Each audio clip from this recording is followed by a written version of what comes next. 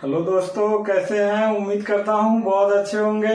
स्वागत है आपके अपने YouTube चैनल गुरुकुल पॉइंट में। तो आज दोस्तों बात करने वाले हैं हुमायूं के विषय में। हुमायूं के विषय में एक वीडियो और इसके पिछले अपलोड हो चुका है, जिसमें हम हुमायूं के विषय में एक सामान्य परिचय हम लोग देख लिए थे। इस वीडियो में हम लोग जानेंगे कि हुमायूं का भारत में कौन कौन सा सैन्य अभियान हुआ था। इसके दो वीडियो आएंगे, एक वीडियो ये है और एक वीडियो लास्ट वीडियो आएगा, और उसमें हुमायूं क्या हो जाएगा, समाप्त हो जाएगा उस वीडियो में। तो ये शुरू करते हैं हुमायूं का सैन्य अभियान।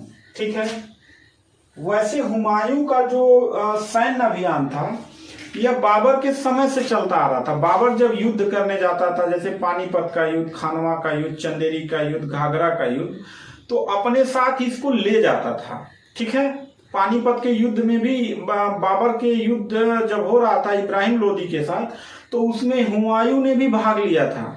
तो इसके अंदर हुनर तो था युद्ध लड़ने का, लेकिन एक जो क्या बोलते हैं उसको, किस प्रकार से युद्ध लड़ा जाए और एक रणनीति कैसे बनाई जाए और उस रणनीति को कैसे फॉलो किया जाए, इसके अंदर कमी थी, जिसके कारण इसका पतन हुआ था। ठीक है, तो इसके सैन्य अभियान को देखते हैं। कालिंजर आक्रमण 1531 ईस्वी में इसका स्वयं का पहला आक्रमण था। ठीक है, और यह जो जिस राजा से लड़ा था उस राजा का नाम था रुद्र प्रताप देव। याद रखिएगा, कौन? रुद्र प्रताप देव। इनसे क्यों इनका युद्ध हुआ? तो पहला कारण यह था कि अफगानों से इनका मित्रतापूर्ण संबंध था, और मुगलों का जो सबसे ज्यादा विद्रोही थे या जिनसे शत्रुता था वो अफगानों से ही था, क्योंकि बाबर ने भी इब्राहिम लोदी से ही युद्ध किया था, और लोदी वंश कहाँ के थे? अफगान के थे।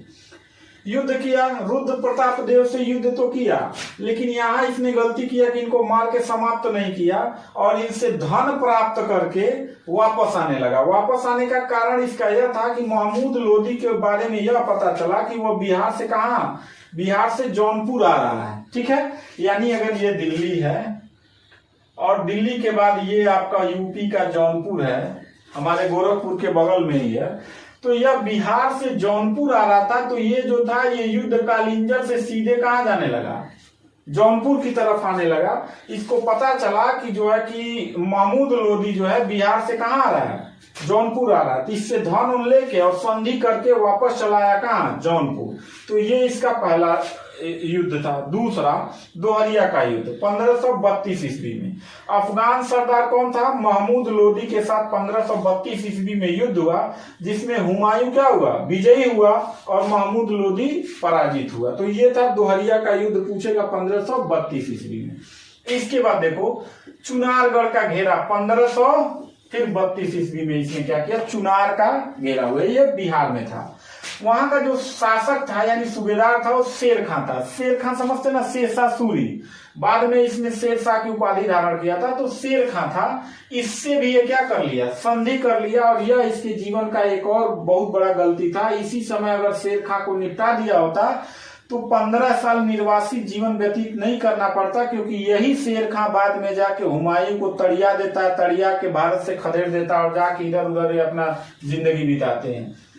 और संधि करने के बाद धन लिया और धन लेकर फिर वापस आया, और इसकी सेना में मतलब जो शेर खां था अपने पुत्र कुतुब खां को इसकी सेना में सेवा करने के लिए एक सैन्य टुकड़ी के साथ भेज दिया। यह इसके जीवन की बहुत बड़ी गलती थी। किसके? हुमायूं का।